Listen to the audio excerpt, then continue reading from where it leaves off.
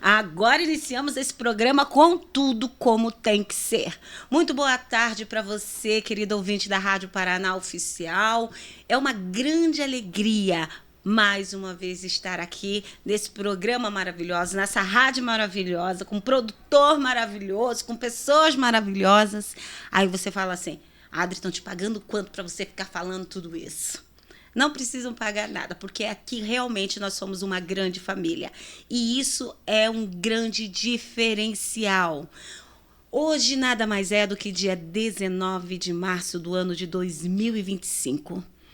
E quando nós paramos para observar essa data, nós vemos que o mundo está voando. Não, o mundo não está voando. São os dias que estão passando, que estão correndo rapidamente, de uma forma que nos deixa assustados, né? Até pouco tempo era Natal, agora já é março. Acabou Carnaval, meu bem. Agora já vem a Páscoa. E a gente continua como? Como? Vivendo. Vivendo bem, vivendo saudavelmente? Será? Trabalhando sem se cansar? Acho difícil. Por que eu estou falando a respeito do nosso dia a dia?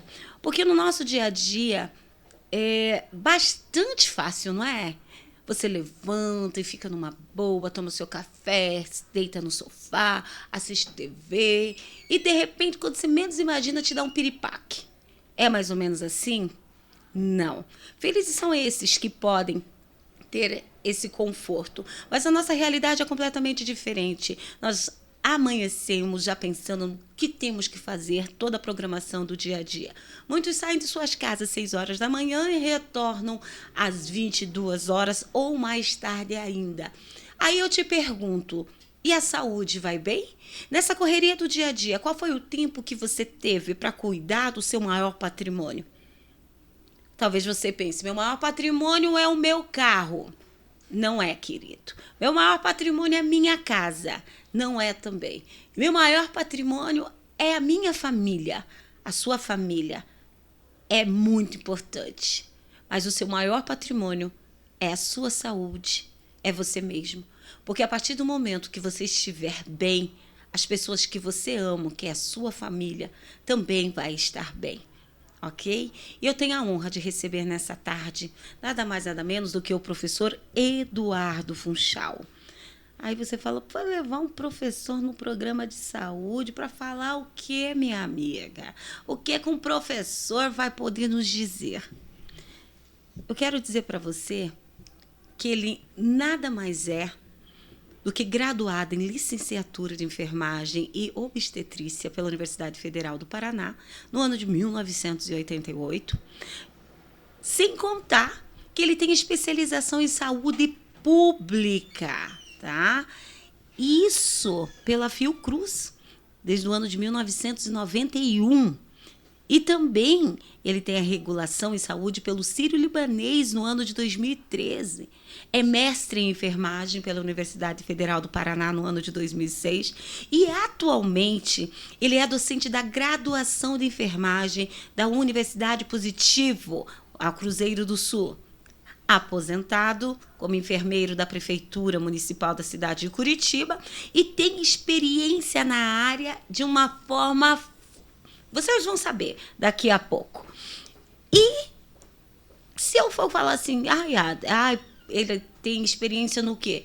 Caramba, se eu for falar que ele é saúde coletiva, é saúde mental, é risco à saúde, é a educação. Um pouco antes do programa começar, ele me disse que também atua na área de prevenção à saúde, cuidados com pessoas que estão fumando, que querem parar de fumar, alguma coisa assim. Deixando bem claro que eu não entendo nada dessa área. Talvez assim como você, mas hoje nós vamos tirar todas as nossas dúvidas. Seja bem-vindo, professor. Bem-vindo, Adriana, bem-vindo, ouvintes, bem-vindo toda a equipe da rádio, muito obrigado pelo convite. Digo que esse ambiente aqui é muito diferente do ambiente de uma unidade de saúde e um ambiente de uma sala de aula. Então, fazer ao vivo é algo assustador por vezes, hein? Ah, capaz! Professor, assim, a enfermagem é uma profissão da área da saúde que se dedica ao cuidado de pessoas, famílias e comunidades, né? E os enfermeiros, eles atuam na promoção, prevenção, tratamento e reabilitação da saúde. Eu costumo dizer assim que tem algumas profissões que são vistas de uma forma maravilhosa, mas eu tenho muito respeito pela área da enfermagem. Mas se apresente para o nosso público, por favor, professor. Bom, você já trouxe vários elementos, né? Mas eu hoje continuo sendo enfermeiro, né? Sim. Porque, como diz a filosofia, na parte do existencialismo, né? Existe o ser e o estar no mundo. Então, hoje eu estou no mundo, nessa sala contigo, tentando fazer esse bate-papo, ainda um pouco assustado, naturalmente. Né? Capaz! Mas o ser no mundo é o que você é. E hoje o meu ser no mundo é o estar enfermeiro durante tantos anos se confunde hoje com o meu ser, com o meu ser enquanto pessoa. Então, hoje eu sempre me apresento como enfermeiro, embora a minha atuação hoje é basicamente em campos de prática e em sala de aula, porque nas unidades de saúde do município de Curitiba eu me aposentei cerca de um ano e pouco. Né? Então, minha trajetória profissional sempre foi ligada às comunidades. Então, já transitei por vários bairros de Curitiba, já tive espaços de atuação em muitas unidades básicas de saúde, unidade de saúde da família. Trabalhei um pouco também no setor de epidemiologia, gestão de posto de saúde, gestão de distrito sanitário. E a educação sempre esteve junto à atuação. Então, eu estou docente já desde o início da carreira. Né? Desde o início, hein, professor? Desculpa aí, quantos anos mesmo? Se eu formei em 88, né? Quase 40 anos, né? 40 anos. Professor, todo bom profissional de enfermagem, ele é um guerreiro. Por enfrentar um sistema injusto, escala de trabalho pesada, salários baixos e dificuldades de exercer a profissão e de dar também uma boa assistência para os seus pacientes, né? E eu sei que o profissional de enfermagem, muitas vezes ele trabalha num cenário de guerra e sobrevive porque vocês são fortes. Eu fico impressionada porque um enfermeiro faz muitas vezes aquilo que um familiar ou alguém muito amado e querido não faz. Concordo contigo, e por isso que para exercer essa profissão tem que gostar muito do que faz. Eu acho que o enfermeiro consegue fazer tudo isso em função da gratificação que a gente tem, os ganhos primários e secundários com a profissão, né? Então, cada vez que você vê o restabelecimento de alguém, cada vez que você vê um sorriso da melhora, ou cada vez que você vê, pior cenário, né? Alguém partir dessa para outro plano, mas de uma forma mais serena e positiva, ou mesmo no espaço de educação, promoção à saúde, ver alegria, ver a energia das pessoas. O feedback ele é diário, e isso nos alimenta também. É claro que a profissão já evoluiu bastante, já conquistou uma série de situações, que culminou aí com, como você falou, situação de guerra, né? Enfrentar a Covid foi praticamente uma situação de guerra.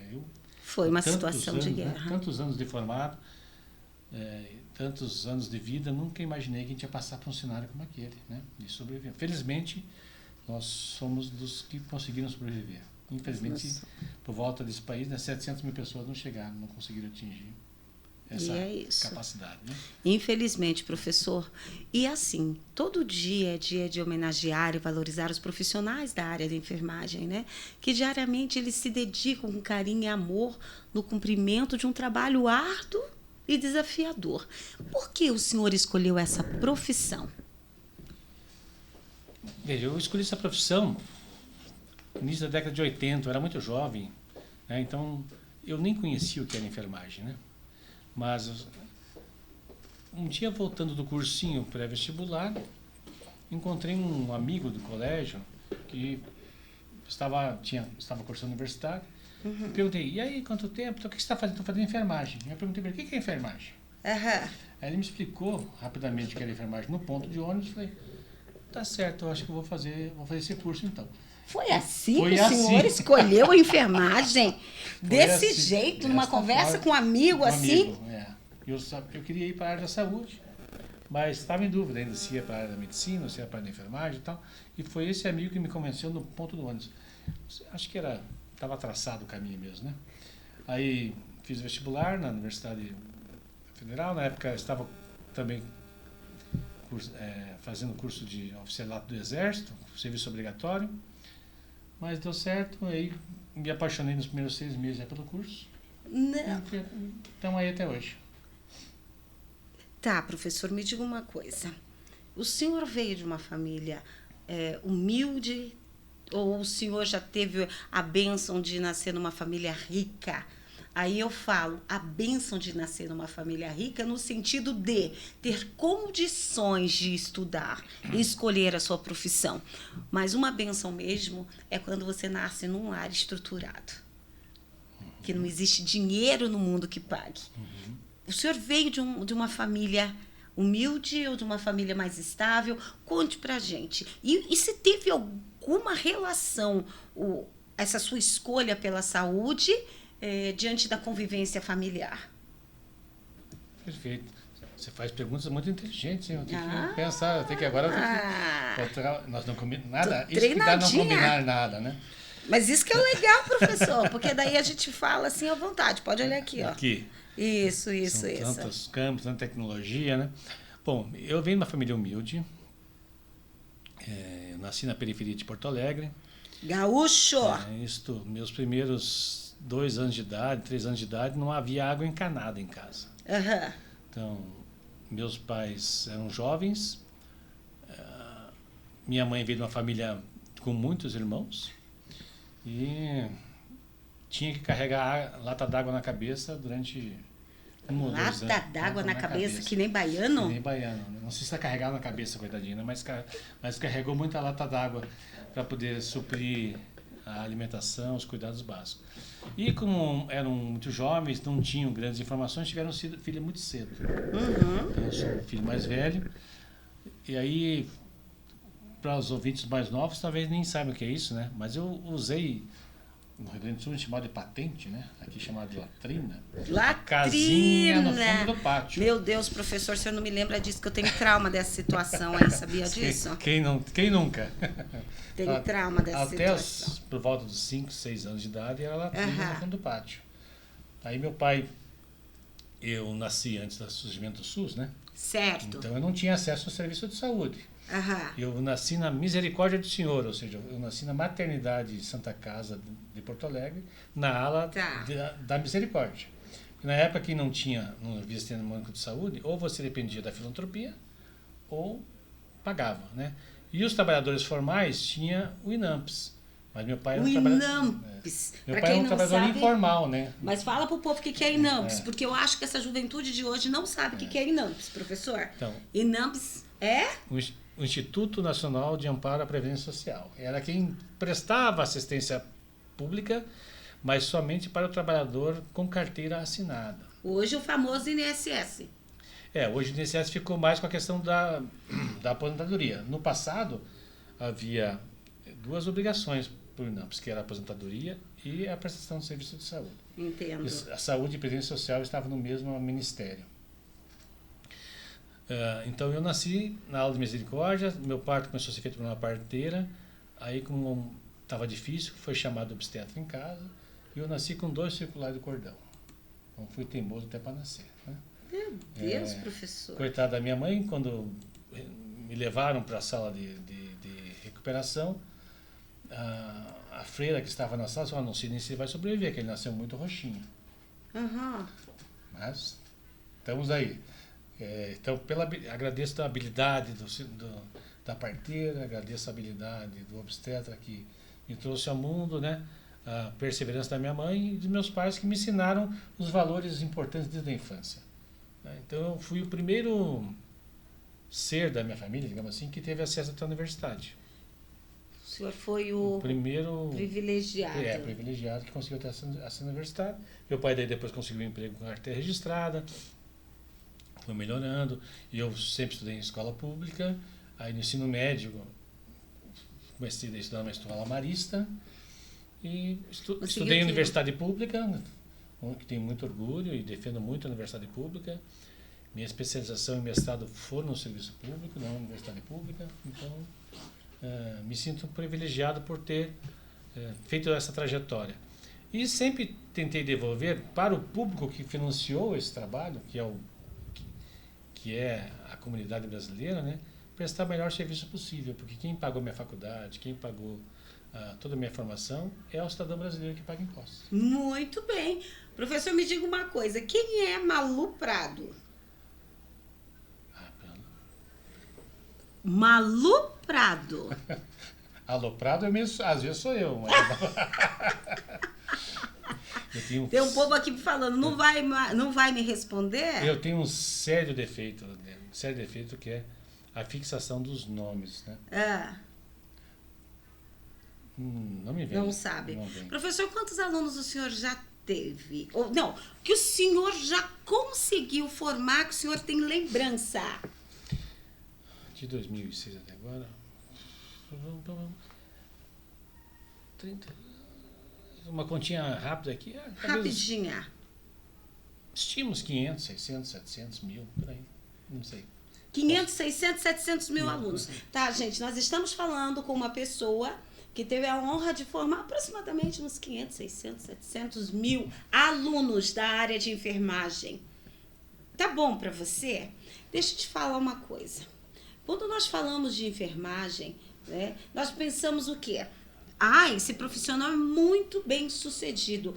Conta aqui, professor, em média, qual é o salário hoje de um profissional de enfermagem que está iniciando? Acho que depende do campo de atuação, né? Isso também é muito transitório. Tem horas que a remuneração nos serviços públicos está um pouco melhor, tem horas que alguns serviços privados valorizam mais. O piso da profissão, eu precisaria calcular aqui quanto é que o sindicato está defendendo hoje, mas eu estimo que seja entre 5 e 6 mil reais, mais ou menos. Estimo. O senhor sabe que eu acho que é pouco? Eu também. Eu acho que é muito pouco, porque o pouco que eu observo de profissionais na área da saúde, da área de enfermagem, os horários não são horários confortáveis.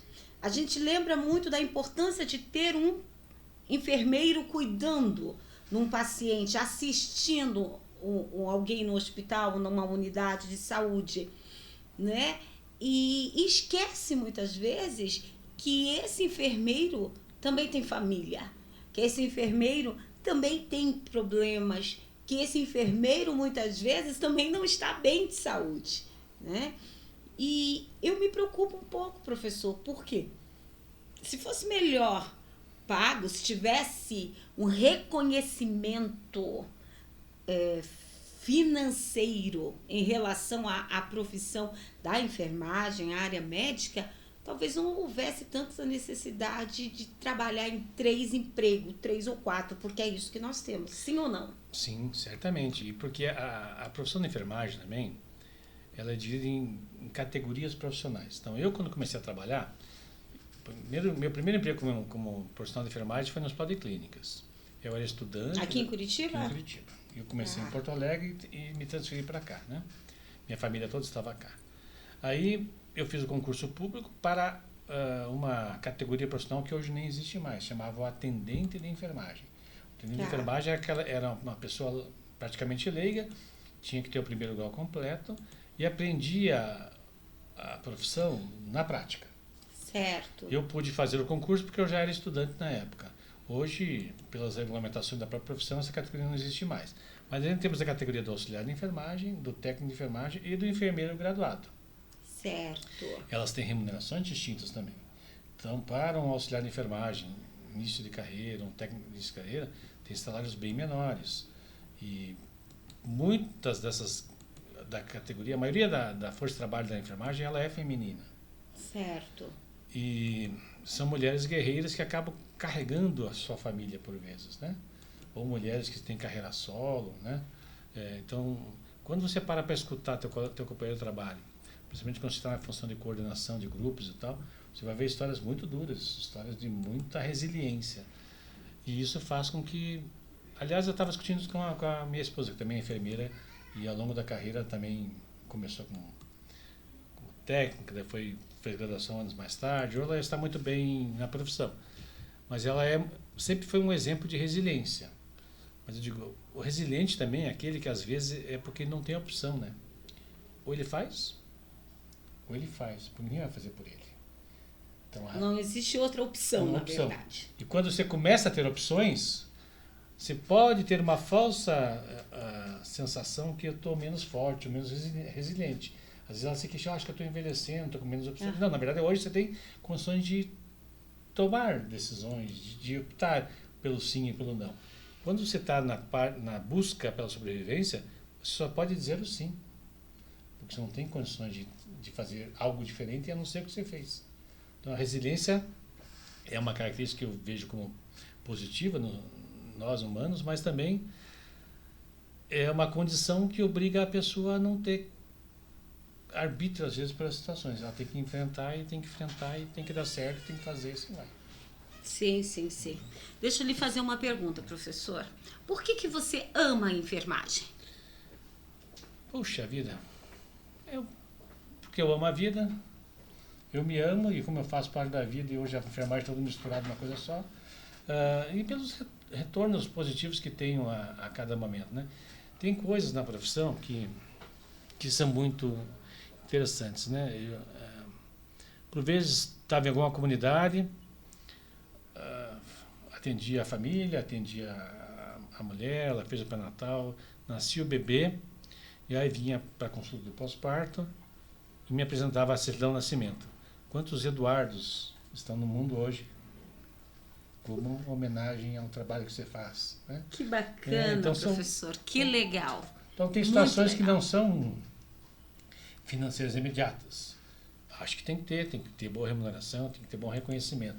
Mas o reconhecimento pelo que tu faz nem sempre vai ser por mega homenagens. O cotidiano vai te trazendo feedbacks positivos, né? Que vão te alimentando positivamente, né? Já que o senhor está falando a respeito das homenagens, né, de tantas crianças que nasceram devido à sua profissão, devido ao seu trabalho, as mães terem esse contato com o senhor durante o processo do pré-natal, qual foi o momento que mais marcou o senhor nesses anos de profissão? Puxa, que pergunta difícil essa. Eu acredito que tenha sido muitos, porque quem trabalha com enfermagem está ali o tempo todo lidando com a vida e com a morte.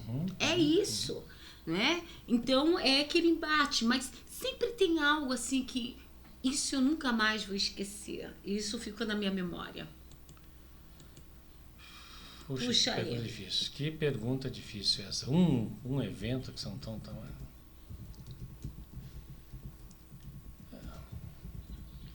Fala lá. Eu acho que as coisas mais do cotidiano mesmo, né? Eu que trabalhei muitos anos com tratamento de dependências do tabaco, né? Você lembra de mim? Lá vou eu, né? Puxa vida. Desculpe, não estou lembrando. Pois é, fiz o curso contigo tantos anos atrás, estou há 10, 12 anos sem fumar. Aquilo que você me disse aquele dia, tal. Eu nem lembro o que eu disse para a pessoa, nem lembro qual foi a atitude ou a postura. Mas o que não teria um evento que me marcasse. O que me marca quando estava com as crianças pequenas, passear na Manuel Ribas era difícil, porque constantemente me parava na Manuel Ribas para conversar. Mas o senhor ficou meio famosinho então, hein? Não, é quando você está algum tempo na mesma comunidade, você conhece as pessoas, por isso, né? E elas falam, não dá nem para caminhar contigo aqui nessa rua? Não, mas era característica. Então, essas coisas que alimentam, digamos assim, o ego, né? E como alimenta? Professor, quais as atividades que um profissional de enfermagem deve desempenhar? Isso vai muito da área de atuação. Por isso que a profissão tem espaço para pessoas bastante diversas. Tem gente que gosta mais da urgência e emergência, gosta de transporte aéreo, gosta de ambulância, gosta de pronto-socorro, gosta de UPA. Tem gente que gosta de pacientes mais tímidos, que às vezes não tem uma boa capacidade de comunicação, prefere um paciente em estado mais grave, que por vezes não conversa. Outros, como eu, gosto muito mais da atenção primária, gosto das unidades de saúde, gosto das comunidades, gosto de pé de barro. Outros gostam mais de trabalho mais burocrático, vão para uma auditoria, vão para uma parte de gestão, né? Então, a profissão te permite trabalhar, ela é uma formação que vai deixar um profissional plural, onde depois tu vai poder buscar aquilo que mais te favorece, mais te apraza, né? Eu sempre, desde a minha formação, gostava das comunidades. Então, fui fazer voluntariado na Ilha do Mel, fui fazer voluntariado no Rio Branco do Sul. O meu negócio era sujar o pé de barro, que eu precisava ir para a comunidade. Para trabalhar numa comunidade, você tem que prestar um curso público e ser contratado ou pelo Estado ou pelo município para atuar nas unidades de saúde. O que eu consegui já desde os primeiros anos de formado. Então, por isso que busquei isso. Mas, certamente, hoje não tenho nenhuma aproximação mais com toda a tecnologia dura que foi montada nos hospitais, assim por diante, né? Então, tem espaço para todo mundo na profissão, basta querer. Quais os desafios de lidar com a pressão do momento? Okay? Depende de quem que a gente chama de pressão, né? Eu posso ter a pressão assim de estou com um paciente que não está estabilizado, preciso ajudar a estabilizar. Como eu tenho a pressão que eu estou lidando com uma família que tem problemas sistêmicos tão já arraigados, que já vem de mais gerações, e toda a intervenção que a equipe está fazendo com ela, aquela família não conseguiu ainda transcender e modificar-se, sabe?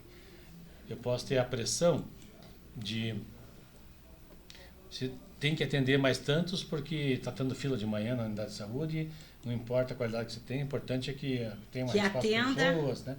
Então tem pressões de todas as naturezas na área da saúde, né? Olha só. E quando você tem a sensação que podia ter feito mais porque faltou algo, também uma pressão ruim, né? Professor, a gente fala muito sobre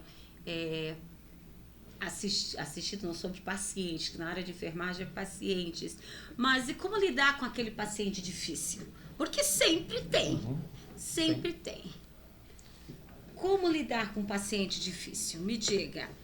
No meu caso, fala assim, o negócio é o seguinte, você toma um remédio aqui, ou você fica quietinho aqui, porque eu tô tentando salvar a sua vida, para de palhaçada, essa seria eu, tá? Mais ou menos isso. Mas a gente sabe que não é assim. Depende do cenário. Às vezes, o sujeito tem condições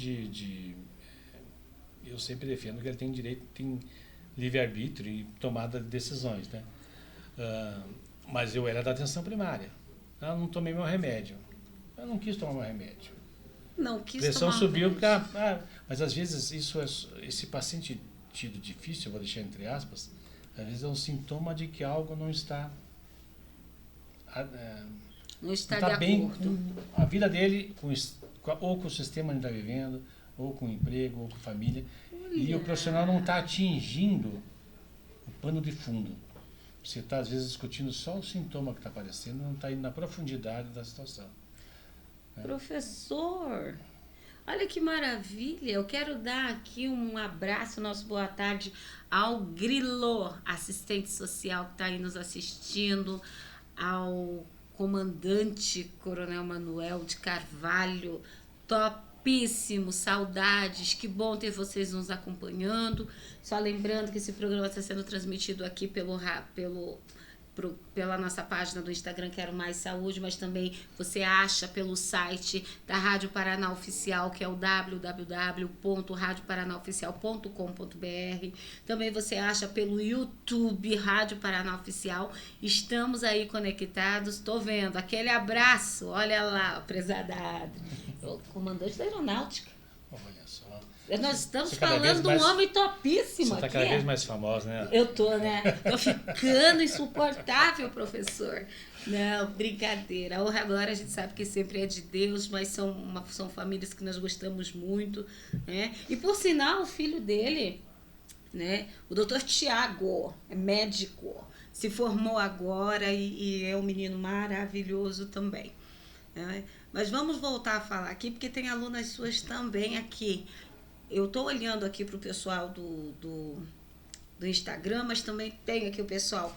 Aqui, ó, professor, dá uma olhada. Tá aqui, ó, no YouTube. tá? Tá aqui no site, então aqui agitadaço. Está mais difícil que dar aula online na época da pandemia. Tá vendo, professor? Eu não tinha habilidade vendo? com tantas telas assim, não. Ixi, mas aqui a gente se vira nos 30. Aqui a gente se vira nos 30. Professor, me diga uma coisa. Já teve alguma situação que você teve que restringir os seus pacientes? Me conte. Sim, início da carreira foi muito duro. Uma época eu era recém-formado, estava no setor de emergências clínicas, não vou dizer na instituição aqui, porque pode eticamente não pegar bem. Mas daí aconteceram 2 paradas cardíacas simultaneamente. Nossa, como lidar com isso? Aí, meu Deus do céu. Corre um para um lado, corre um para o outro, e só havia um respirador para usar naquele dia. E aí a equipe teve que decidir qual dos pacientes que ia colocar o respirador.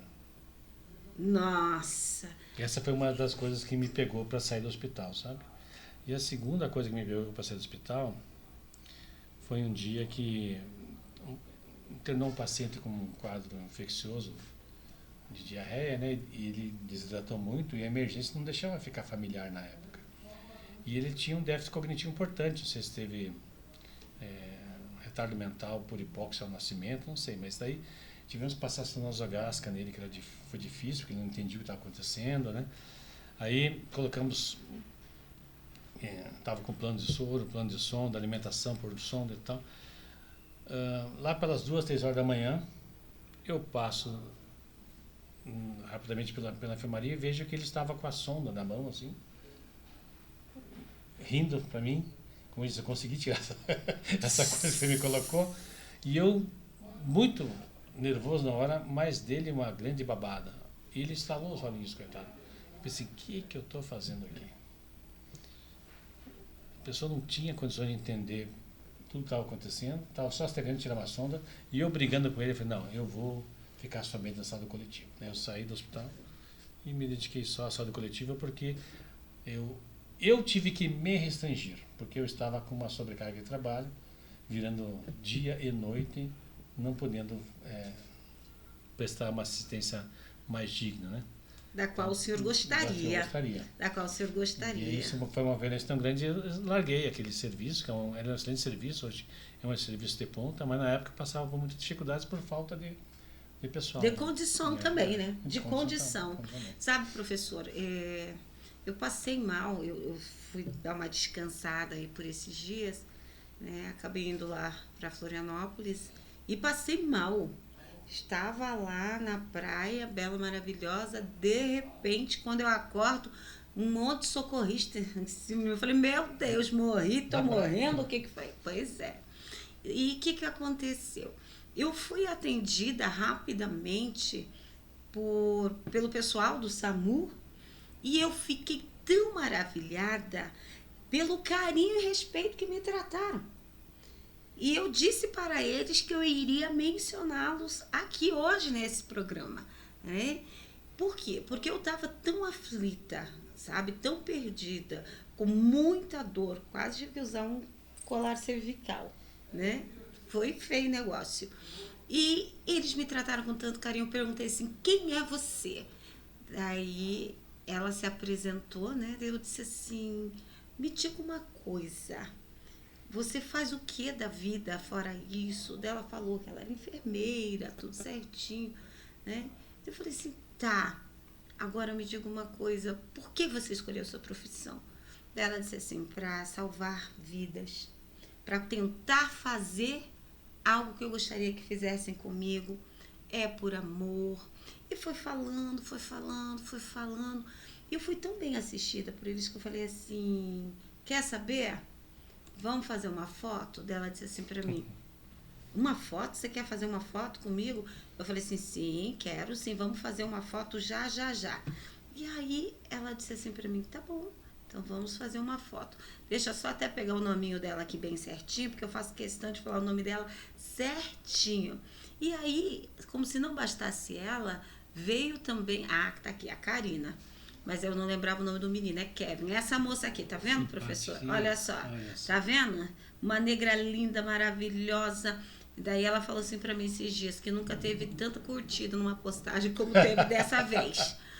E a Karina e o Kevin me trataram tão bem, professor, mas tão bem, que eu não me sentia ali naquele momento como uma paciente deles. Eu me senti ali como num processo de amizade. Eu fiquei muito, muito, muito feliz. E eu fiz questão de registrar esse momento. E quero dizer, Karina, e para você, Kelvin, que profissionais como vocês fazem a diferença. E eu tô grata a Deus por ter sido vocês, né? E quando acontecer de eu voltar para aí, não quero passar mal, mas quero vê-los novamente, tá bom? Um abração para vocês. Olha aqui, a Selma também entrou. Selma, um abraço para você também. E, professor, vamos voltar aqui falar do mundo da enfermagem, da área da enfermagem. O senhor sabe que eu sou uma mulher paciente oncológica, né? E trabalho com mulheres pacientes oncológicas. E para mim é sempre um grande desafio quando a gente vê um momento terminal. Eu já estou há tantos anos acompanhando situações como essa e para mim é algo que nunca vai ser normal. Sabe? Como é que o senhor, o profissional de enfermagem, encara esse momento? Porque você acaba criando um vínculo com essa pessoa no dia a dia. Você cuida, você dá o remedinho, você aplica a injeção, você troca, você conhece a família, porque muitas vezes chega no momento da visita, você vai lá, a família está ali. É muito chocante. Tem que ter uma estrutura emocional, psicológica muito forte. Sim, sem dúvida. Essa área da tanatologia, né, que é uma especialidade da área da saúde pouco estudada e pouco buscada pelos profissionais, ela é fundamental. Qual é a única certeza da vida? Que nós nascemos, vivemos e morremos. Morremos. Alguns nem nascem, outros nascem e morrem. Tem aquele velho ditado, todo mundo quer ir pro céu. Mas morrer que é bom, ninguém quer. Então, olha, eu vou dizer uma coisa pro senhor, não tem medo de morrer, eu tenho pena. Porque perder uma pessoa tão maravilhosa que nem eu, assim, eu acho que deve ser muito difícil. Ai, mas vou te dar uma triste notícia. Isso vai acontecer. Espero que daqui a muitos anos isso vai acontecer. Sei, eu quero ser arrebatada, eu falo sempre isso, eu quero ser arrebatada, a situação é essa. Culturalmente, nós temos dificuldade de lidar com a morte. Isso é normal do ser humano, né? Ser humano. E culturalmente, o profissional de saúde também tem essa dificuldade de aceitar a morte de quem lhe cuida. Sim, porque ele luta para que a pessoa viva. Pois é, mas é como a gente faz com os filhos, sabe? Você cria filhos para o mundo. E você cuida de pessoas para elas terem autonomia de voarem. Então também nós não podemos ter aquele sentimento egoísta. Eu quero o meu paciente, eu quero que ele fique para mim, sabe? Então essa aceitação da morte também tem que ser um processo interno nosso, né? E cada um vai viver isso de diversas maneiras. Eu sempre aprendi muito por leituras, eu sempre fui muito de estudar, isso racionalmente me davam respostas, né? Então, conversando com outros colegas, com pessoas mais experientes da profissão, passando por crises juntos, né? A gente vai lidando melhor com a morte. E hoje tem uma área especialista nisso, que é dos cuidados paliativos, que agora vai fazer parte do Sistema Único de Saúde também, com equipe de cuidados paliativos no domicílio, onde a pessoa que está partindo possa escolher como ela quer partir. Eu acho isso muito bacana, sabe? Muito legal mesmo. A pessoa chegou no estado paliativo, onde o médico chega para o familiar e fala, não tem mais jeito, né? É só aguardar. Aí o paciente vai poder escolher de que forma ele quer. Se quer ser na casa dele, se quer ser no hospital. O quanto de medicação que ele vai querer, se quer saneamento, não quer saneamento. Aprendi muito com um professor, o professor Dante Romanoff, foi vice-reitor da Universidade Federal do Paraná, foi um dos pioneiros do Saúde da Família em Curitiba. Ele era um médico da área vascular, mas ele se encantou tanto com a atenção primária, com esse modelo, que ele trouxe para Curitiba a implantação disso nas unidades de saúde. Eu fazia visita com o professor Dante nas comunidades, ele ajudou a cuidar do meu pai também, e ele acabou desenvolvendo um câncer. E câncer fez metástase óssea. E um câncer, se não me engano, o câncer local primário era a próstata. E depois de algumas cirurgias, eu fui alguns dias de madrugada na casa dele para aliviar dor, para desobstruir sonda, assim por diante. E ele teve uma grande lição de vida. Ele optou por morrer junto aos seus familiares e sem sedação. Ele queria estar lúcido no leito de morte. Internou, mas não quis ir para a UTI. Não vou ficar na UTI, eu quero ficar no quarto. No dia que ele estava piorando, nos avisaram, nós fizemos uma grande reunião dentro da enfermaria, tinha lá Um monte de de aluno médico, enfermeira, alunos dele, né? Que era uma pessoa incrível, familiares. Aí até meia-noite a gente ficou ali. Da meia-noite em diante a gente deixou somente a família. E naquela madrugada ele partiu. Uma Tá. morte muito digna. E aquele momento me fez muito significado. Porque eu via que ele estava com dor, mas também sorria, também brincava, também se comunicava conosco. Ele partiu desta para uma melhor, de maneira muito digna e feliz. E com o seu desejo realizado. Então, quantos de nós conseguem botar esse desejo, né? Uma, porque às vezes nós, enquanto familiares, não aceitamos, não lidamos bem com a morte de um ente querido. Alguns negamos que isso vai acontecer e quer tirar de perto da gente, quer enfiar no hospital. E eu acho que isso é uma fase que tem que ser tão bem cuidada que a pessoa tem o direito de escolher, sabe? Alguns países fazem até uma discussão mais severa do que essa, que no Brasil a gente nem começou a tatear ainda, que é a questão da eutanásia. Ai, Deus me livre. Aqui, culturalmente, não temos nem como discutir isso ainda. Não, né? não. E professor, quando fala dessa questão da eutanásia, a gente fala, meu pai amado, como é que pode isso? Professor, eu acho muito digno o que o senhor está falando sobre essa opção. O senhor não tem noção de previsão quando isso vai se tornar válido para pacientes paliativos? Não estou acompanhando essa Só discussão. foi lançadinho, né? E olha, eu fiquei surpreso com o que aprendi em sala de aula com alguns alunos que trabalham em agência de emergência hoje, que tem pessoas que tatuaram no corpo durante a pandemia, não reanimar. Não reanimar. Não reanimar. Tem discussões... Isso para mim é histórico e nós vamos ter que parar nesse assunto aqui um pouquinho. Vocês prestaram bastante atenção no que o professor Eduardo Funchal está nos dizendo aqui? Que na época da pandemia tiveram algumas pessoas que tatuaram em seus braços a palavra não reanimar, ou seja, me deixa partir. Então, um dilema ético que isso causa é imenso. Assim como a gente tem, na minha profissão, já lidei com isso, né? Um grupo religioso não aceita receber sangue ou processo de transfusão sanguínea. Tem. Durante a pandemia de Covid, alguns pacientes precisaram receber. E hoje se respeita o desejo do outro. Na minha época, infundia-se sangue e mentia-se que se infundia sangue. Eu me lembro que tinha um famoso cirurgião no HC que os testemunhos de Jeová gostavam de operar com ele. Porque esse doutor não usa sangue.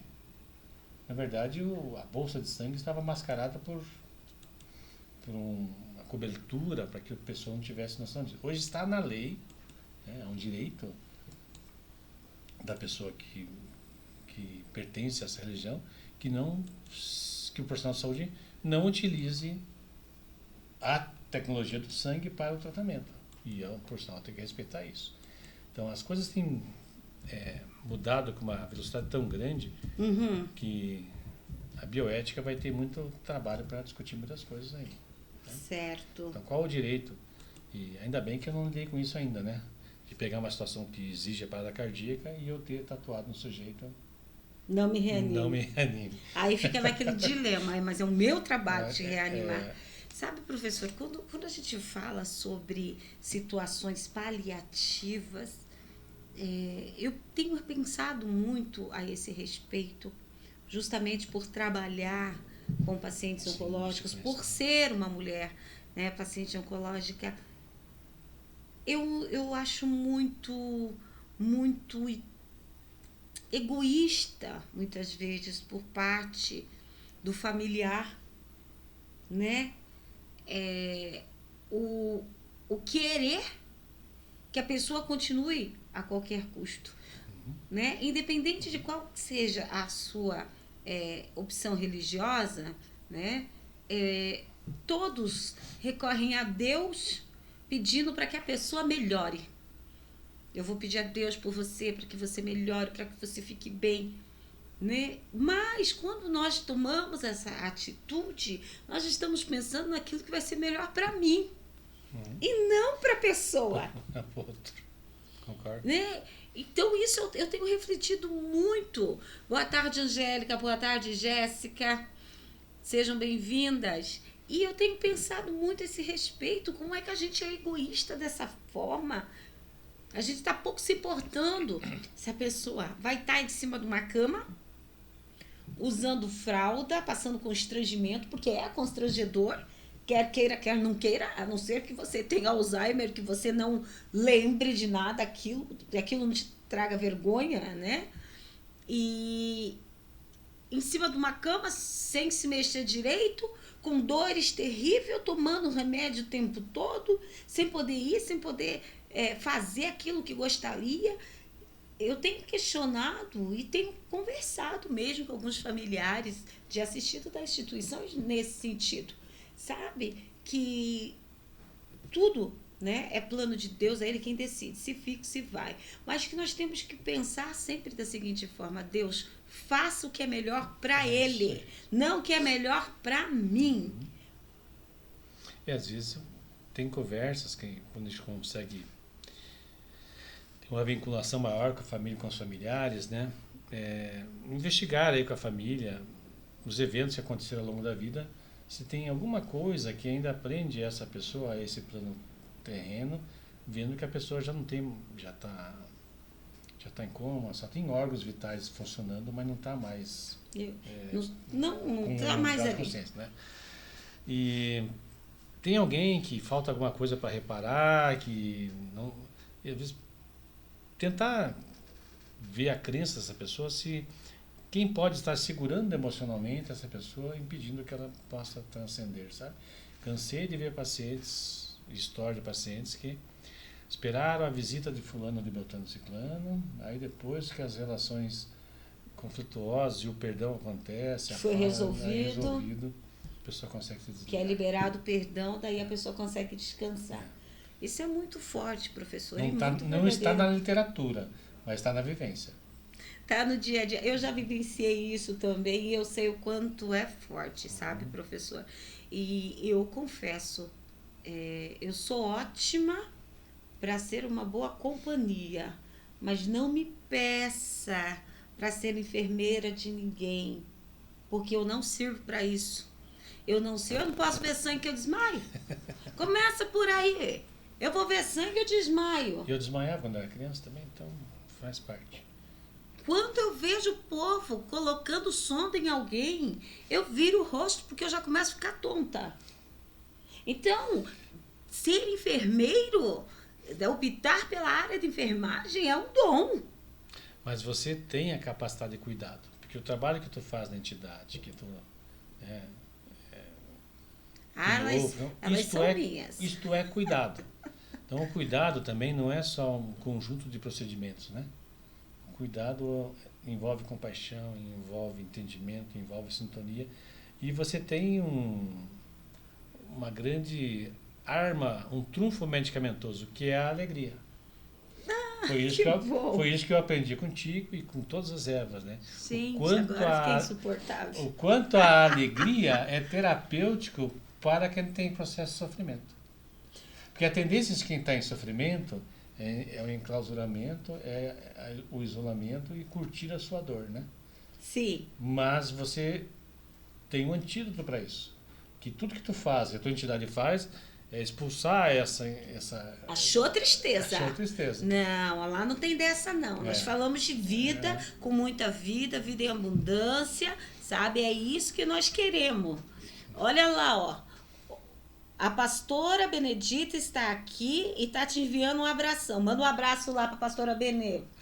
Manda lá, professor Funchal. Um abraço. Olha aqui, gente. Vocês estão ligados que esse homem aqui é o cara. Mais de 500. Você sabe que teve 1000 também alunos, né? passaram Meu pai. nas mãos também alunos de outro tipo de curso, a teologia não evangélica. Passaram pro senhor? Olha lá, ó, pastora Benedita que está assistindo o nosso programa. Fala mais aí, professor Funchal. Eu tinha uma disciplina, que era a disciplina de saúde pública na evangélica, que eu, uns 2 ou 3 anos, acabei contribuindo com os alunos. E eram discussões muito ricas em sala de aula, né?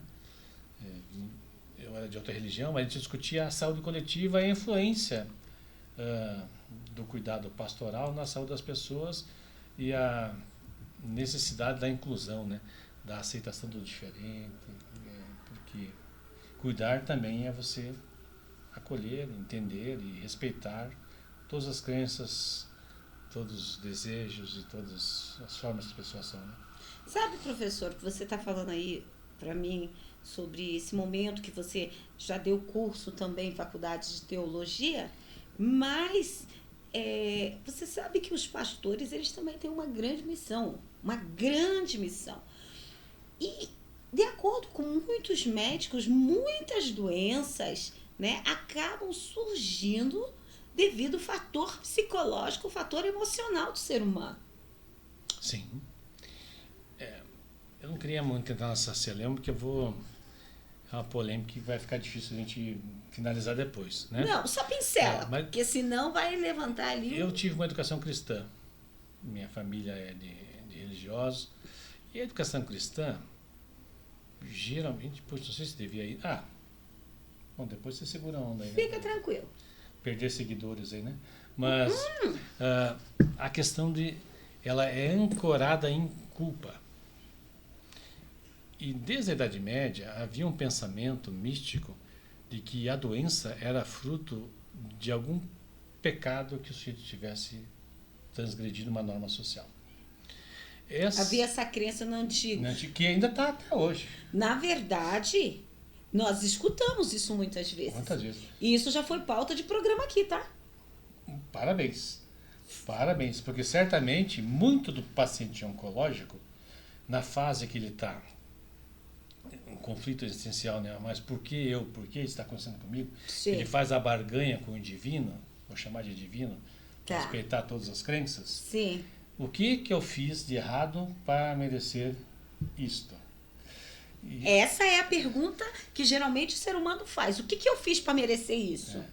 Porque nós ainda temos essa falsa crença de que o pecado é que gerou a doença. o adoecimento. Deixa ele falar. E o pecado, ele é calcado... Então, quando se calca em culpa, tem pessoas que nem buscam o tratamento para o serviço de saúde, porque acreditam que precisam passar por aquela enfermidade, porque eles são pecadores. Como se fosse uma situação uma de punição. Né?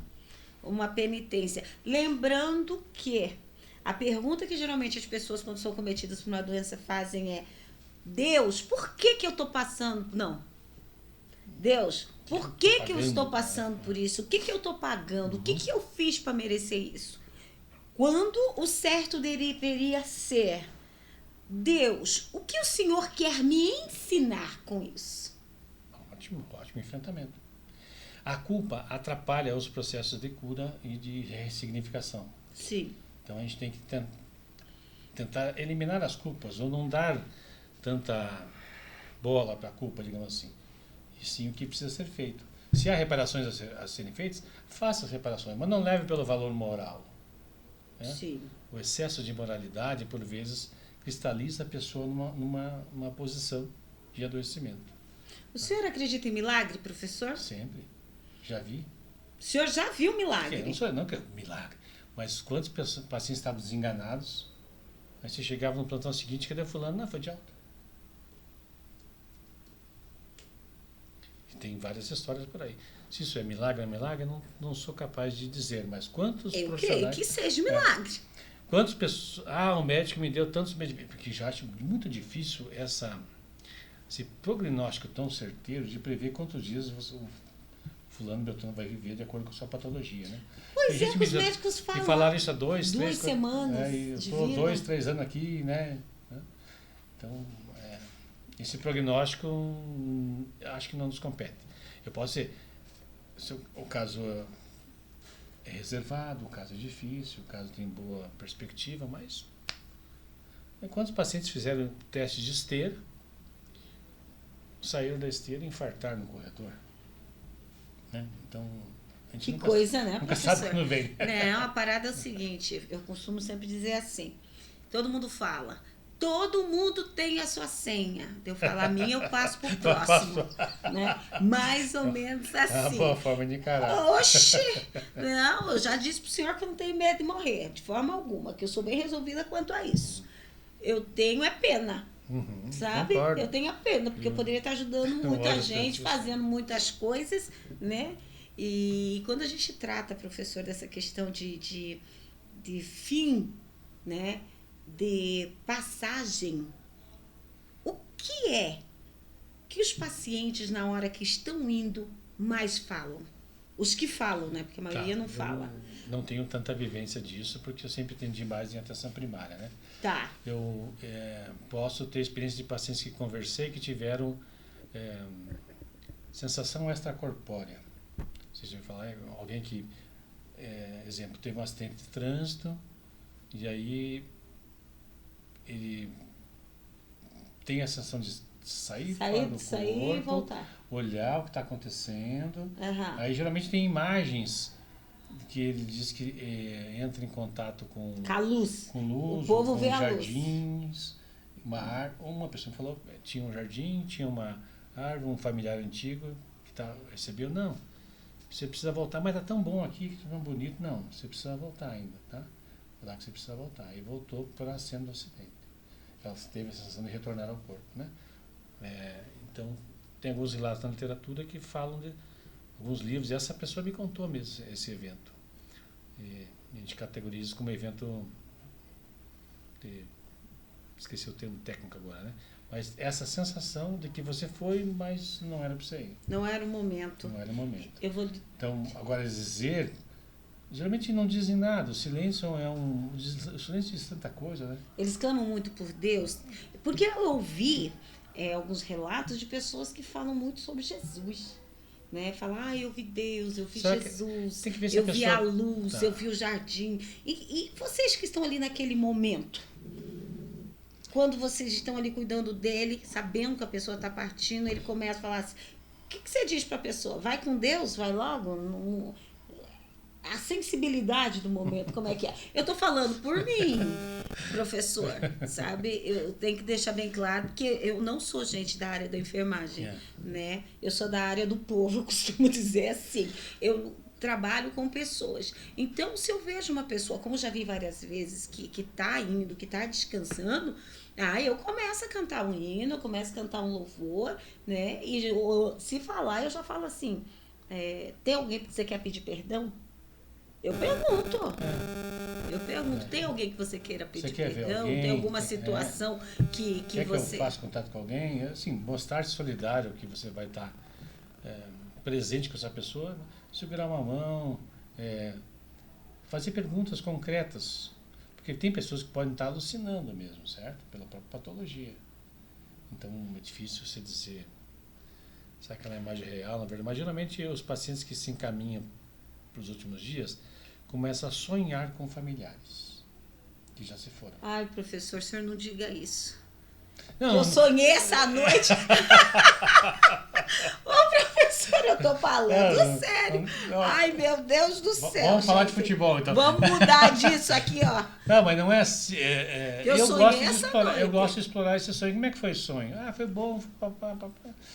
E aí... Eu sonhei que eu ganhei um abraço muito gostoso. Que coisa boa. Pois é, eu achei muito bom. Como é que você acordou? Acordou bem? Bem também. Nossa, então, foi um sonho reparador. Quem sabe, né? A crença de cada um, mas quem sabe... Olha lá, meu povo. Quem sabe Carlos, foi uma forma de te avisar. Poxa, eu gosto de você. Que bom que você está fazendo isso. Continue Ai, firme. meu Deus, eu já ouvi as pessoas dizerem assim, que quando começa a sonhar com fulano que já morreu, fulano que já morreu, ciclano que já morreu, que aí logo vai, aí o senhor veio me falar isso também, e eu sonhei essa noite, falei, agora lascou. Isso foi no paciente oncológico grave. O luto é uma coisa muito dura na Sim. nossa cultura. Na nossa cultura, mas não Algumas- deveria ser, né? Outras culturas trabalham de uma forma diferente. Nós temos um rito de despedida muito duro no luto. Nosso velório é um velório muito, muito duro.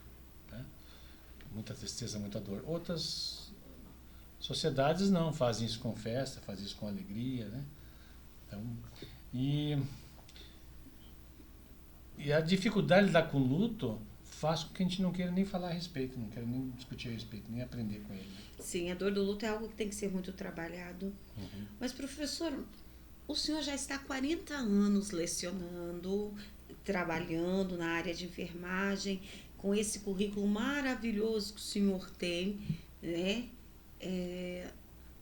Quando o senhor fala para mim, né, quando o senhor digitou para mim, que o senhor trabalhou muito com pessoas na área da saúde mental, nunca se ouviu falar tanto de saúde mental como nos dias de hoje.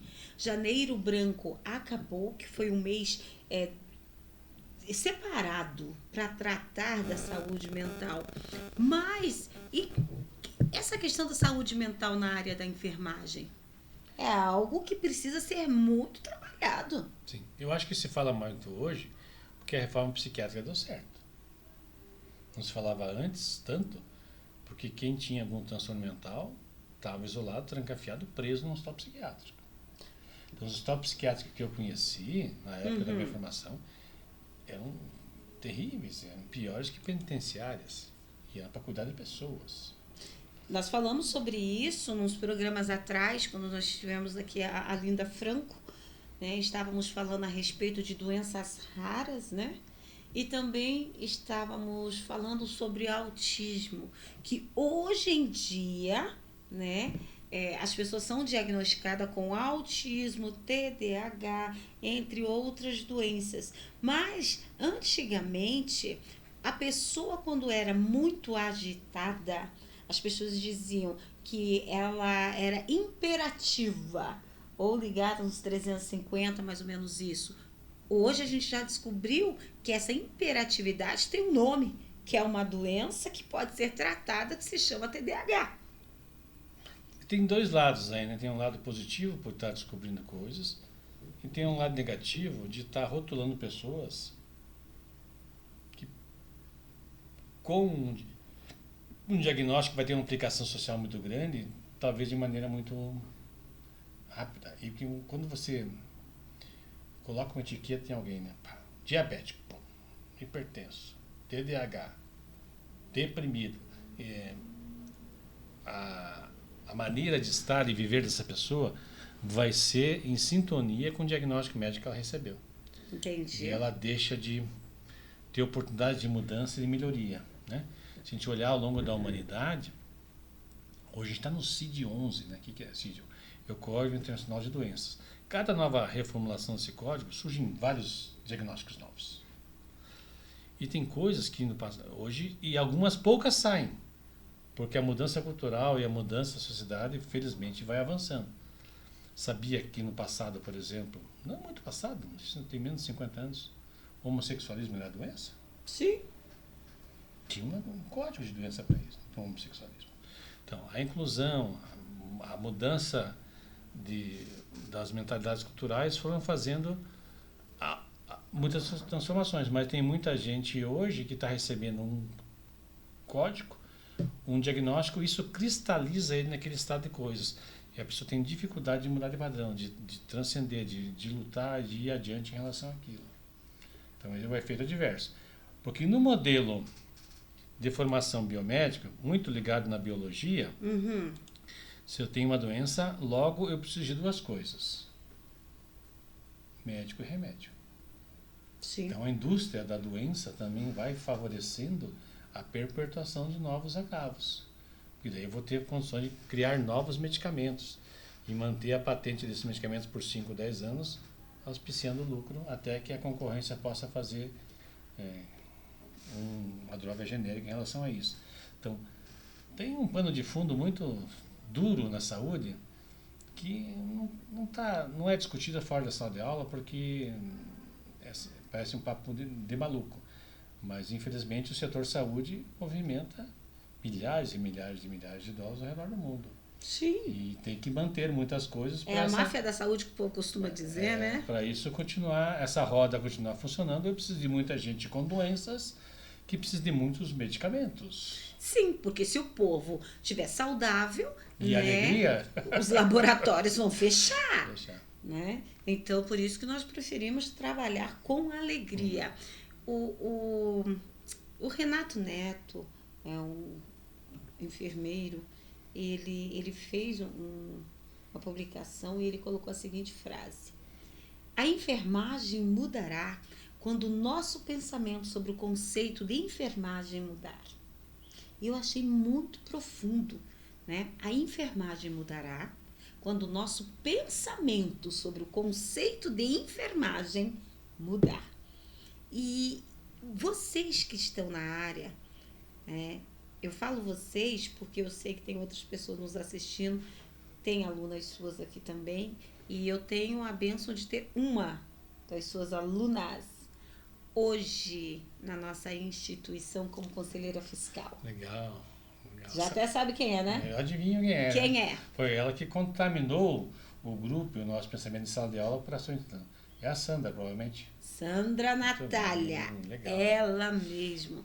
Ela deixou um recado para o senhor, professor. Que ela jamais poderá retribuir ao senhor todos os ensinamentos que o senhor repassou a ela.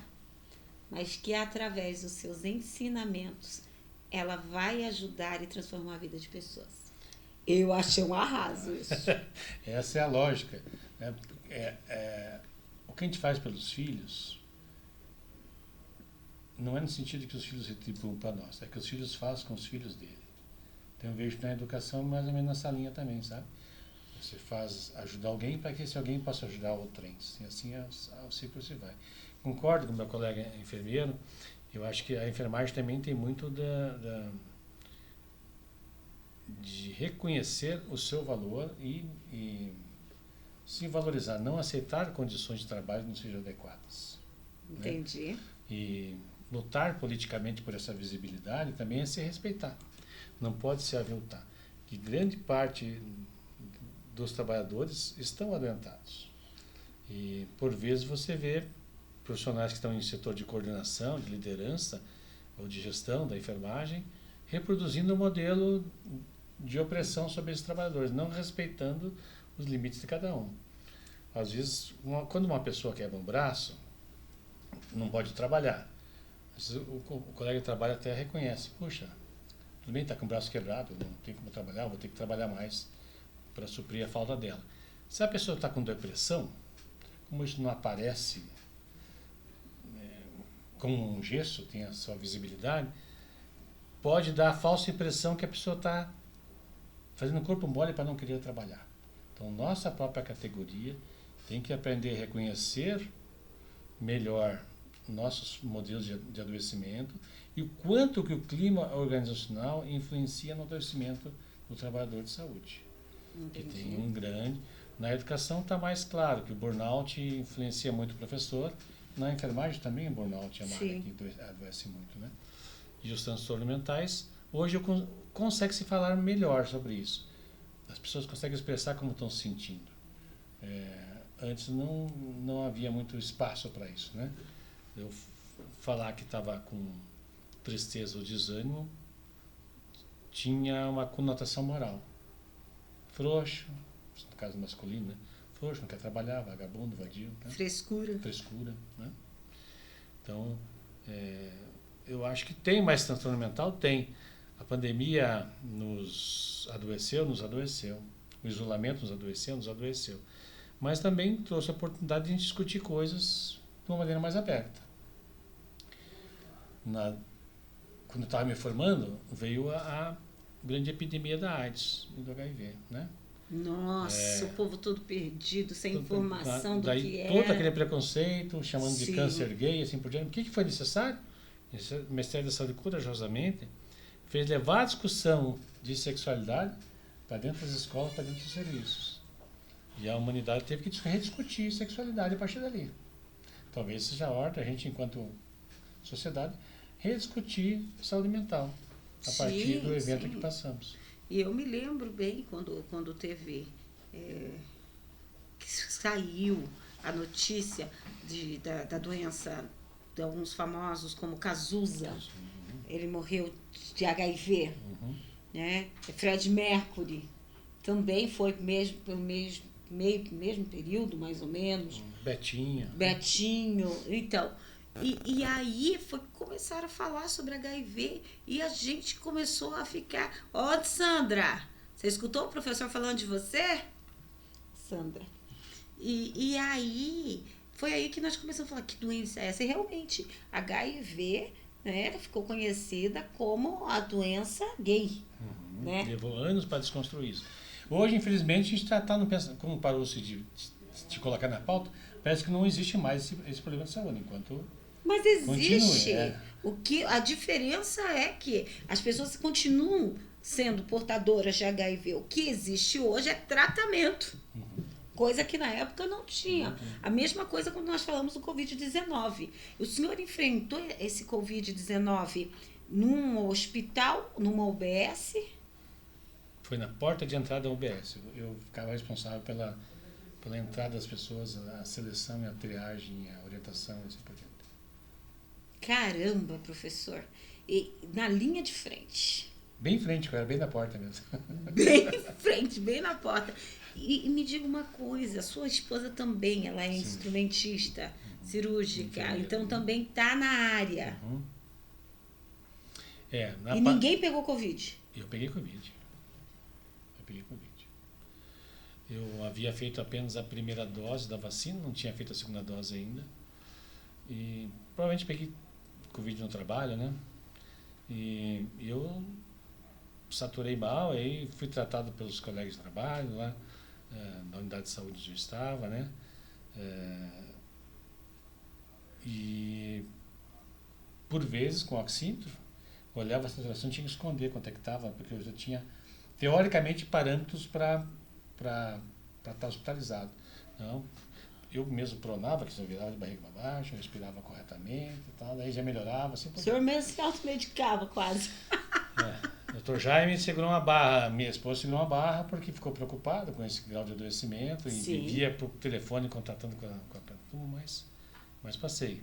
Mas perdi familiares e vi muita gente que chegava no estado, se colocava para dentro da unidade de saúde, medicava, melhorava, ia para casa e dizia, se piorar, tô volta.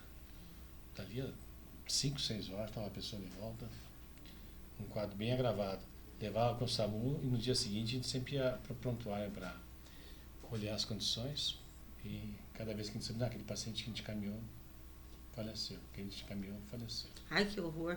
O senhor sabe, professor, que olhando o mundo como ele está hoje, eu me assusto porque nós ouvimos falar em vários países sobre o surto de doenças incuráveis. Não chegam a ser doenças incuráveis, mas são doenças, é o meu aqui, ó, mas são doenças que ainda não encontraram a cura, como a China, por exemplo, né?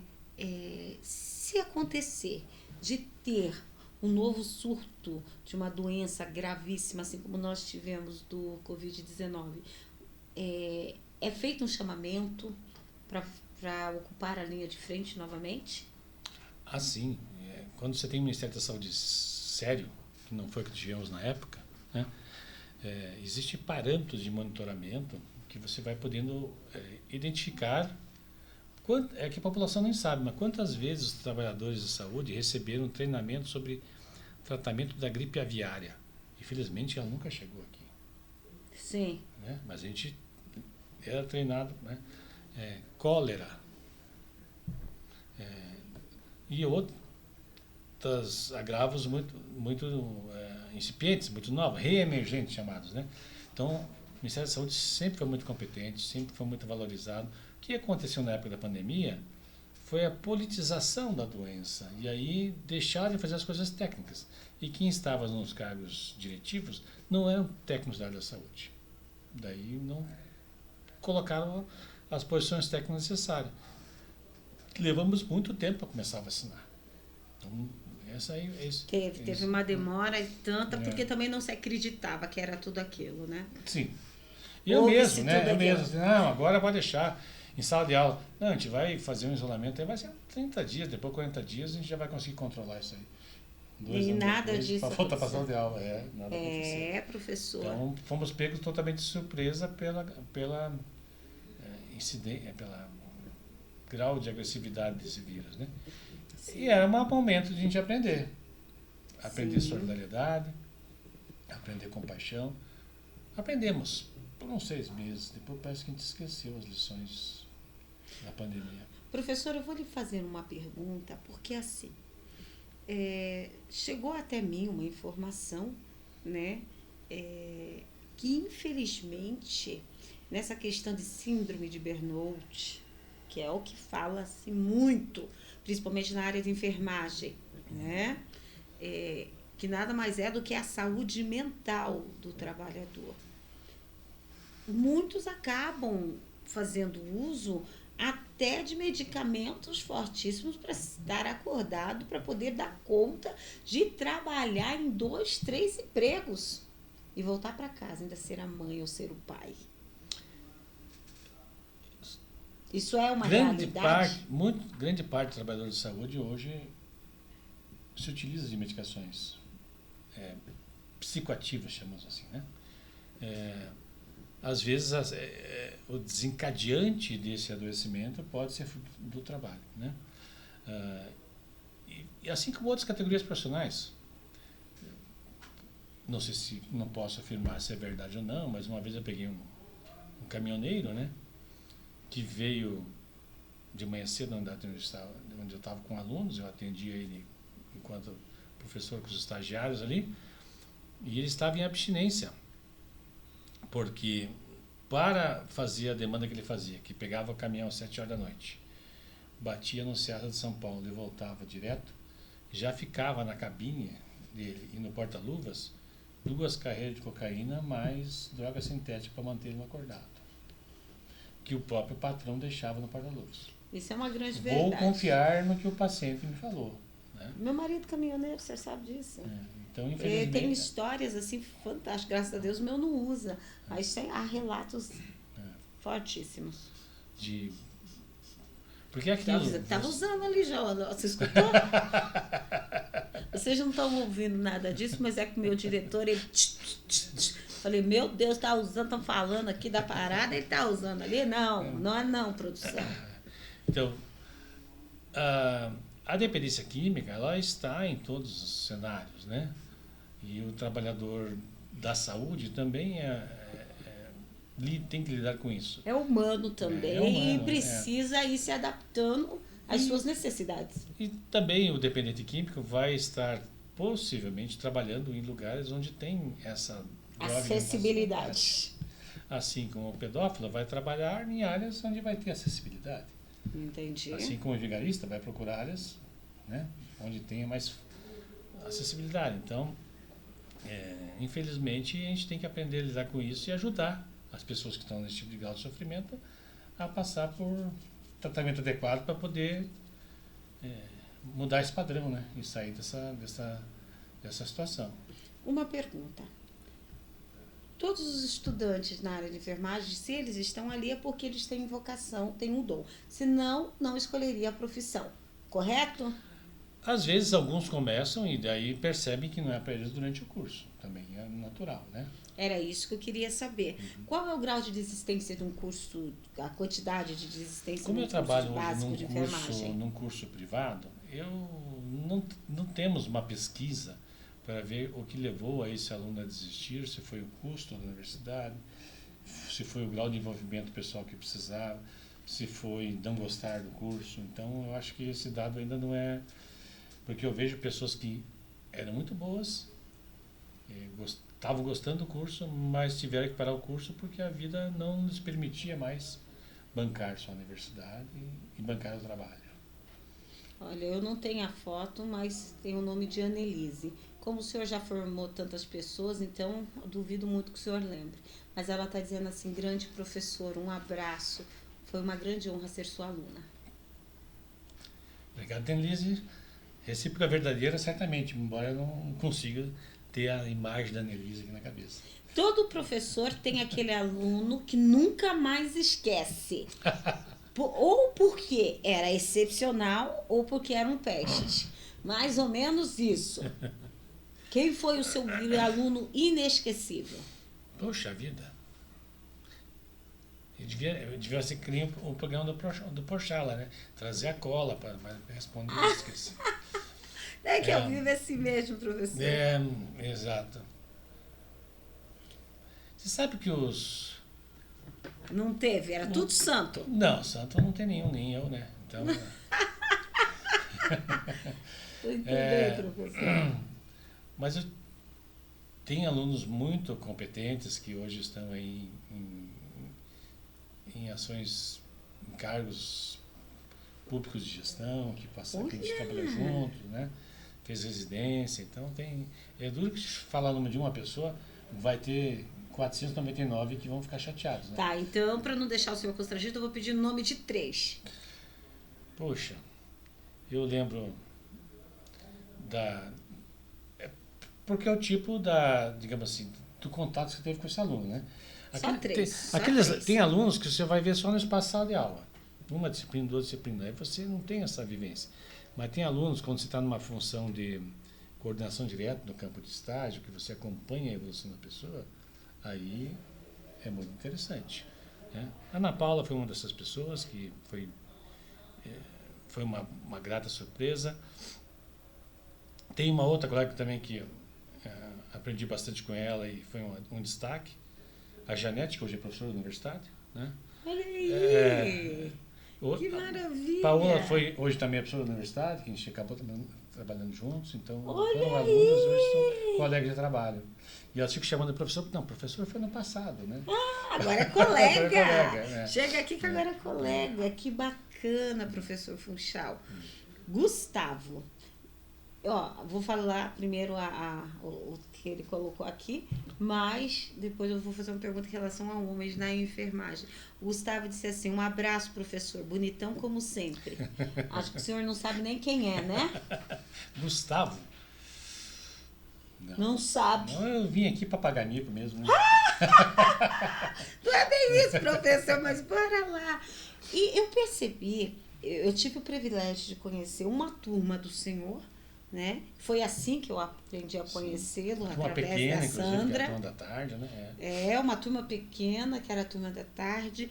E essa turma de estudantes da área de enfermagem fizeram um trabalho tão maravilhoso que acabou colocando a instituição da qual eu sou embaixadora, né, dentro da Universidade Positivo do Paraná, que é a maior universidade que temos aqui. É a Universidade Positivo e Cruzeiro do Sul, que agora houve essa fusão, né? E me diga uma coisa, professor. Hoje o senhor dá aula para aproximadamente quantos alunos? Como eu acabo pegando alunos de todos os períodos, praticamente, né? Por semestre, por volta de 300 alunos, mais ou menos. 300, 400, depende do semestre. São várias turmas, né? Professor, eu preciso achar todos eles. 300, 400 alunos, eu preciso alcançar todos esses alunos aqui, né? Vocês não entendem por quê, mas depois eu vou explicar. No decorrer do ano vocês vão saber. Aqui, quando se trata de amor ao próximo, todo mundo tá ligado, começando pelo diretor. É ou não é, diretor? É, né, diretor? Aqui nem diretor escapa, gente, né? Que dirá os alunos do professor Funchal agora. Brincadeira, gente. É que assim, a instituição da qual estou como embaixadora é uma instituição que trabalha com mulheres pacientes oncológicas e é a única a nível mundial a fazer um concurso de beleza para mulheres, né? E nós tivemos a honra de fazer parte do projeto de extensão dessa turma, né? Pela Universidade Positivo, né, do Paraná e a Cruzeiro do Sul, que agora há essa fusão. e foi fantástico. Então foi uma parceria que deu muito certo, que está dando certo, e é importante conhecer esses alunos. Nesse próximo sábado agora, às 16 horas, já vou estar recebendo mais uma turma do senhor professor, né? Essa é a turma da tarde? Ou da noite? Turma da noite. Então, e já tivemos uma primeira conversa, eu achei eles assim muito bacana, mas cadê a almarada nisso tudo? Eu percebi isso. Hoje até temos muito mais homens na enfermagem, mas quando eu me formei, éramos em 2 na minha turma somente, né? O Carlos e eu. Depois foi aumentando o número de homens, mas geralmente a local de atuação, né, dos homens geralmente é mais nas unidades de UTI, pronto atendimento e saúde coletiva, né? Até porque é devido à força e tudo mais. Acho que é questão de gosto mesmo, né? No hospital, quando comecei a trabalhar com atendente, me colocaram na neurologia para ter força para trocar os pacientes e não fazer lesão, né? Uhum. Mas eu acho que eu fiz. Na universidade, por exemplo, nós somos lá em 5. Metade do corpo docente é masculino. Era mais da metade, agora que entrou mais mulheres. O nosso grupo, o Clube do Bolinha da Universidade, de professores, é bem presente. Todos muito competentes de áreas distintas, né? Muito bem. Muito bem, que maravilha, professor. Mas a profissão é uma profissão que inclui muito. Nós temos pessoas de todos os gêneros na profissão. Isso eu acho muito Trabalho de inclusão. Bacana. Trabalho de inclusão. Uma disciplina que eu trabalho no primeiro período já que é saúde e sociedade, procurando trazer essa discussão da inclusão para o seio da própria profissão, né?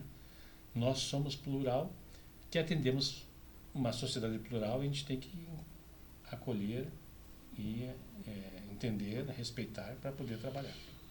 Sim. Professor, me diga uma coisa. O que um profissional da área de enfermagem jamais pode fazer? O que ele teria que fazer para perder o registro dele? Acho que é essa a pergunta correta. Entendi. Existe um código de ética profissional, que ele é aprovado pelo Conselho de Classe, né, regional, e o nacional. Nosso nome chama COREN, né, Conselho Regional de Enfermagem, e no Espaço Federal chama COFEN, Conselho Federal de Enfermagem.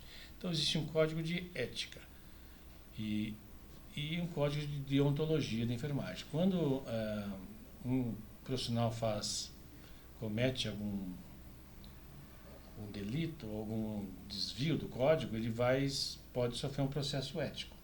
Uhum. E perde o registro. Quando ele for muito grave. Vou contar um exemplo. Na época que eu fui do conselho, também trabalhei no conselho, fui voluntário do Conselho da Enfermagem, um caso que foi um caso policial, onde uma gestante chegou em trabalho de parto, e quem recebeu ela no pronto-socorro foi uma vizinha, colega, amiga de infância. E na época, hoje não se faz mais por questão da violência obstétrica, mas, aliás, as mudanças que o setor de saúde fez e o quanto que a bioética ajudou a mudança de certos procedimentos. Quem teve filhos há 40, 50 anos atrás, no trabalho de parto se fazia lavagem intestinal, né, para que não houvesse risco de evacuar na hora do parto. Tudo isso, 40? Não. Há 27 anos, a idade da minha filha, eu fiz. Teve que se passar por 27 esse anos. constrangimento e um procedimento invasivo, hoje totalmente como desnecessário, né? Sim. Se houver fez na hora do parto, isola e continua o parto, tá tudo certo, né? E a colega, amiga dela, no caso, auxiliar de enfermagem, que foi fazer a lavagem intestinal, ao invés de pegar a solução de glicerina, pegou um frasco igual que estava sem rótulo e era ácido. Então foi um erro. Meu Deus! Mas esse erro foi ao avaliarmos o processo, né, ela acabou evoluindo teve que responder civilmente e responder eticamente, né? Mas foi um erro de processo de trabalho. Porque nunca pode ter 2 frascos Sim, no mesmo sem lugar rótulo ainda. e sem rótulo, sem identificação. Que Na sala de horror. pré-porta, mas veja, a pessoa, porque ela perdeu digamos assim, a condição de ser enfermeiro, mas ela perdeu uma amiga. Faleceu, não é simples, não. Que horror, gente do céu. Então, quanto Como é essa grave, pessoa, como é séria a sua profissão. você está entre o céu e o inferno, que são em 3 minutos. Sim, os segundos, né? Ou segundos, no caso de uma parada cardíaca, como o senhor disse, duas pessoas com parada cardíaca e um respirador. Felizmente, isso não E não ter deve, que escolher não em deve quem acontecer. vai. Que horror! Hoje nós temos visto, professor, que graças a Deus a saúde ela tem avançado, mas tem muito a avançar ainda. E a área da enfermagem, ela aflora esse lado mais humano, né? É para quem tem carinho e cuidado nas pontas dos dedos, né? E atenção com o mundo, porque você tem que estar ligado ali o tempo todo, né? E sabemos que toda prática de vida, ela vira teoria para ser reaplicada em uma profissão, né? E o lema da enfermagem é cuidar. Sabemos que tem dias cansativos, mas mesmo com a exaustão, os profissionais seguem em frente. Eu vejo muito isso com os profissionais, né? E muitas vezes a gente tem vontade de chegar e perguntar assim: lembra daquele paciente que segurou a sua mão e se sentiu mais forte? Porque eu sei que isso acontece muito. Ou lembra daquele olhar fragilizado que lhe arrancava sorrisos? Ou lembra do abraço de despedida e gratidão de uma criança que voltou para casa bem, com a saúde restabelecida? Tudo isso não tem palavras, né, para poder expressar o tipo de sentimento, né? Ou lembrar também de uma palavra de conforto que foi dita nos corredores dos quartos de um hospital para quem tinha acabado de perder alguém, que é o que tem que estar ali. Então, enfermeiro, eu penso que é aquele que até o que não tinha mais o que fazer tentou novamente para ver se conseguia. Eu penso que é mais ou menos assim. Então, professor, eu quero deixar aqui a nossa gratidão por esse momento, a nossa homenagem a todos os profissionais da área de enfermagem e dizer que tem em nós amigos e parceiros, conte conosco. Eu tenho tanto interesse nessa área que faço parte hoje do Conselho de Saúde e quero avançar, porque eu pretendo estar no Conselho Nacional, mas onde o objetivo é justamente esse, de colaborar para que hajam políticas públicas nesse sentido, sabe? Porque nós sabemos que a enfermagem é a ciência e a arte de assistir o ser humano numa situação de necessidades básicas, né? E de torná-lo independente desta assistência. Sim. Mas isso tem que ser através da educação, né? Que é o do se recuperar, promovendo a saúde, né? E qual é o recado que o senhor deixaria nessa tarde para os nossos ouvintes que têm o desejo de entrar na área de enfermagem? Perfeito. Eu acho que a área de enfermagem é muito plural. Tem várias formas de atuação, locais de atuação e condições de atuação, né? Eu acho que se atrevam. Ousem. O número de enfermeiros tem crescido muito no país, isso é um aspecto positivo. O cenário de hoje está totalmente diferente do cenário que era quando eu comecei na carreira, né? Isso é um sinal de mudança, isso é bom. Mas para aquele que acha, porque a questão da crença limitante ela é também cultural, né? Então, que acha que não consegue fazer o nível superior, o nível técnico é uma boa possibilidade também de início na carreira do trabalhador de enfermagem, né? Busque, vá estudar. Eu acho que existe muitos acesso também ao estudo público, tanto no nível técnico quanto no nível superior, e os incentivos federais hoje nós estamos tendo de novo para que as pessoas possam de fato cursar. É uma profissão que me deu tudo que tenho e eu sou muito grato a ela e ao aprendizado diário que ela me traz, né? Então, não tenho medo de experimentar. O que pior para acontecer é não gostar. Recado aos seus alunos. Recado aos meus alunos.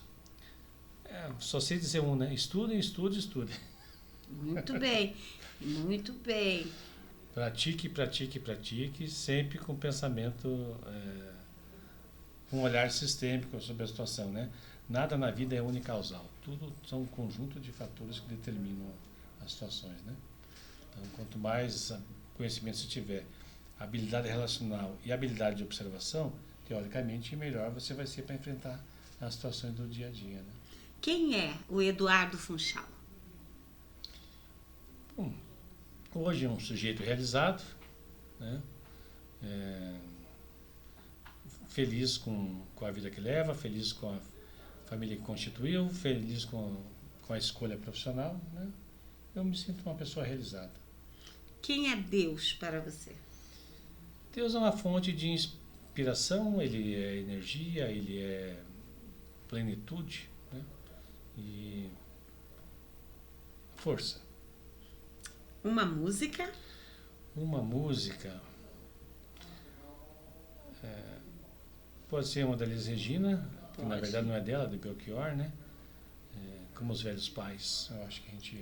Não quero lhe falar, meu grande amor. É isso aí. Tá muito bem. Um livro. Puxa, são tantos livros. E hoje eu tenho muitos anos que leio mais livros técnicos, né? Mas um livro que pode ajudar quem queira entender um pouco aquilo que estávamos discutindo sobre a terminalidade, sobre a morte e o morrer. Sobre a morte e o morrer.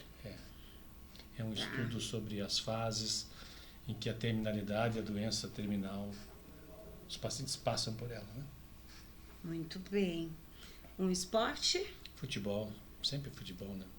Eita, sabia que Sábado tem jogo, né, pessoal? Vamos ver se não vão deixar de marcar ainda. Só quero saber se o senhor sabe torcer. Só isso que eu quero saber. Tá falando de futebol? Isso vai ter... eu, por tradição familiar e... Ele é gaúcho. Ele é gaúcho, né? Meu avô trabalhou no clube, meu pai me levava desde criança. Eu acompanhei sempre que morava lá.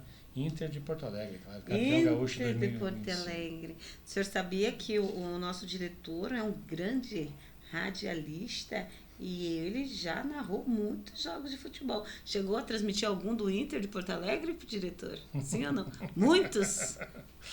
Aí vendo, gaúcho. Um prato, uma comida. Mantendo a tradição, não tem jeito, né? Churrasco. Bom chimarrão? Sempre com bom chimarrão. Muito bem. Diariamente, inclusive, né? Diariamente, você toma chimarrão diariamente. Tinha uma época que conseguia até levar para a sala de aula, agora tá mais difícil. Mais difícil. Professor, o seu recado final a todos os nossos ouvintes e telespectadores. Primeiro, agradecer essa oportunidade e a surpresa, né, de não saber nem nada, sem roteiro, ao vivo, isso mesmo. Né, desse jeito. E eu acho que corroborar com o nome do programa, né? É um dos valores que a gente mais deseja para as pessoas, sempre no aniversário, né? Sempre no ano novo. Para a vida toda. Para a vida toda. Então, que possamos ter mais saúde. Né? E um abraço para a família. Puxa, agora já não estou acostumado com essas coisas do rádio, assim. Quero deixar um abraço para todos os meus familiares, minha esposa Eliane, que está trabalhando como uma boa enfermeira, né, nesse momento. Alguém tem que trabalhar lá em casa, né? Opa! Os filhos, o Guilherme, a Beatriz, a enteada, a Gabi, a Isabela, o Gustavo, né? Então, e os demais familiares lá do Rio Grande, que meus irmãos e mãe, né? Mamãe ainda viva, felizmente, saudável. Amém, isso é uma bênção, hein? Né?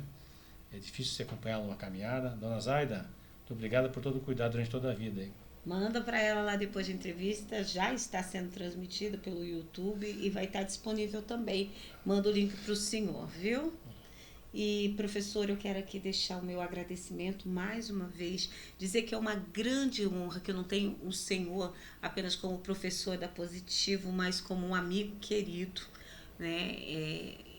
a oportunidade de conhecer o Senhor também fora da Positivo, fora do seu ambiente de trabalho, que foi quando tivemos a oportunidade de demonstrar amor ao próximo, pudemos contar com o Senhor e foi uma grande bênção. E eu sou grata a Deus por existirem profissionais como o Senhor. Eu sou grata por nos mostrar, nos indicar para os seus alunos como uma instituição séria que somos, incentivando a cada um deles a desenvolver um amor ao próximo, porque essa é uma das matérias que não tem na área de enfermagem, né? Hoje nós vamos aprender sobre o que é amor ao próximo, porque quando a pessoa ela já faz a escolha de ser um enfermeiro, ela já se coloca, né, nessa matéria.